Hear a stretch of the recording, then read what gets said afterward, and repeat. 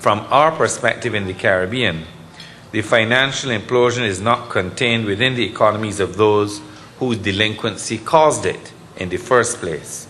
In fact, there could hardly be a more powerful illustration of the extent of globalization of economic activity than the worldwide reach of the present crisis. Even those of us who are blameless bystanders are feeling its effects. But as we well know, it is always the poor, the most vulnerable and marginalized, who suffer the greatest consequences in times of global crisis. Our enlightened 21st century response cannot be to let them eat cake. The countries of the developed world owe it to the rest of us to ensure that the response strategies they devise are based on the widest dialogue and participation, are transparent, and take account of all needs. In the Caribbean region, the global economic recession has already begun to affect our vital tourism and related sectors, especially in countries like St. Kitts and Nevis, whose dominant market share is held by North America. Investment flows and infrastructural development in tourism real estate are already showing signs of a slowdown, and this will likely have a direct impact on foreign exchange earnings, as will the anticipated fall in remittances, the rise in protectionism, unless alternatives can be identified and pursued. It is against that background of hope for something different and fear of something worse that our countries in the Caribbean must now get a grip on our future. Caribbean people are no strangers to crises and difficult times. Our societies have survived the cruel legacy of slavery and colonialism to build our own way of life. For almost half a century, we have managed our affairs as sovereign states when others felt we couldn't do it, and have consolidated our political independence through the creation of a strong and vibrant Caribbean community of progressive, tolerant nations guided by the values of democratic governance, social justice, and respect for human rights and for cultural and ethnic diversity. And some of these values don't exist in other parts of the world. We have weathered perennial storms, whether natural or man-made, with stoic resilience and an abiding faith that if we cut and contrive, we can make it through the good times and the bad times. That same spirit, to my mind, continues to guide us now. Economically, the struggle has been even more intense for us. The last decade has been one of painful transition from dependence to interdependence, and from long-standing preferential trading arrangements to a new era of economic globalization and trade liberalization. The consolidation and deepening of our regional integration movement has been the chosen vehicle through which to reposition our economies, and the member states of the Caribbean community have recognized that our prospects of survival as individual microstates in the New World Order are marginal, and that our last best hope lies in economic union. For that reason, we have invested our energy and talent in the creation of the Caribbean single market and economy. And as you are aware, the single market was launched in 2006, and the free movement of goods, services, capital, and skilled labor is now very much a lived reality. The project for the single economy requires a longer gestation period than perhaps our original enthusiasm would have contemplated, and it is naturally impacted on by the current chaos in the international financial markets.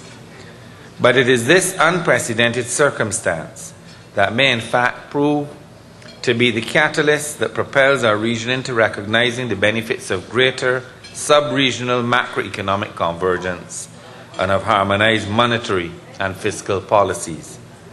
I said to the conference in Miami that it remains the most perplexing irony that the value of the hemisphere's most successful integration movement is more appreciated outside of our region than it is from within our own membership. The misplaced expectations of instant results and impatience have led to fatal distractions, often styled as alternatives, which are ultimately unworkable configurations for the regional project. In this regard, I am somewhat relieved that your distinguished leader has retained his focus on the larger picture of CARICOM. Retreat and tendency towards fragmentation are not uncommon in turbulent economic times, and they are to be expected. But I have every confidence that the centre will ultimately hold. Such visionaries as national heroes, the Right Excellent Errol Walton Barrow of Barbados, and the late Right Excellent Robert Llewellyn Bradshaw of St. Kitts and Nevis have built a solid foundation.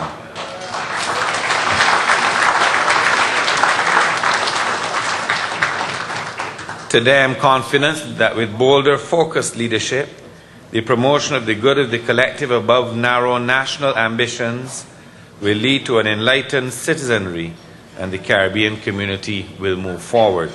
There is in fact no other way. The strategies for growth and development in the Caribbean community have at their core the deepening of economic integration and functional cooperation as the sub-region's most effective response to the challenges of trade liberalization and economic globalization. Although significant progress has been made, I submit that these efforts can only succeed if they are buttressed externally by a supportive international trade policy, investment and development cooperation designed to help the small and vulnerable CARICOM economies integrate into the global economy. In essence, therefore, the sustainability of the Caribbean region cannot be guaranteed by our efforts alone. Enlightened and sensitive approaches by our external partners will be vital in support of our major priorities, among which I would include the following: safeguarding the regional integration movement, forging new trading relations within the hemisphere and internationally that are supportive of the development of aspirations of our small, vulnerable economies, expanding the international financial services sector as a competitive means of economic diversification, combating climate change and protecting the environment, disaster mitigation and response, promoting energy security and securing our regional neighborhood. I propose in the coming months to elaborate on these initiatives with a view to articulating how I see our islands working in partnership with the new administration in the United States. Suffice it to say, I will be relying on the collective knowledge, skills, and experience of colleague prime ministers, and in particular with your distinguished leader at the table, to offer his advice and to connect us to his vast list of contacts. I am confident that great strides will be made and that in 2009 we can and we will turn adversity into opportunity.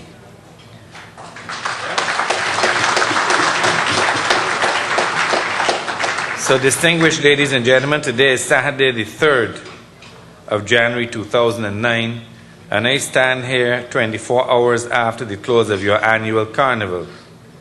And I must say that nobody told me that last night was the last lap.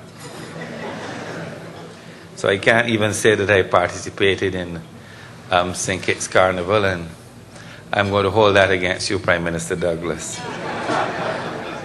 So we have these strains and rhythms of this season's hits fresh in your mind. And of course, we stand here in the presence of all of these outstanding artists from St. Kitts and Nevis who have performed.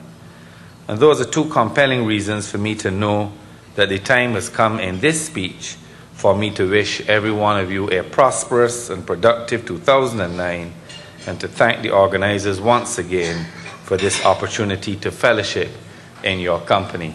Thank you, and may God bless all of you.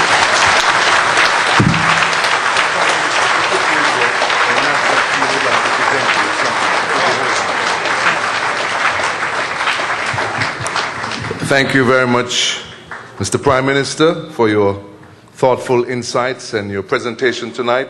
Would you put your hands together again for the Prime Minister of Barbados?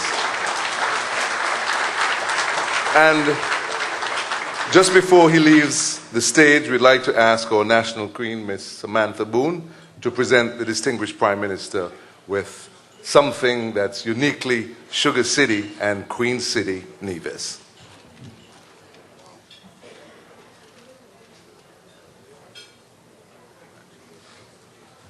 We need to capture those words, you know.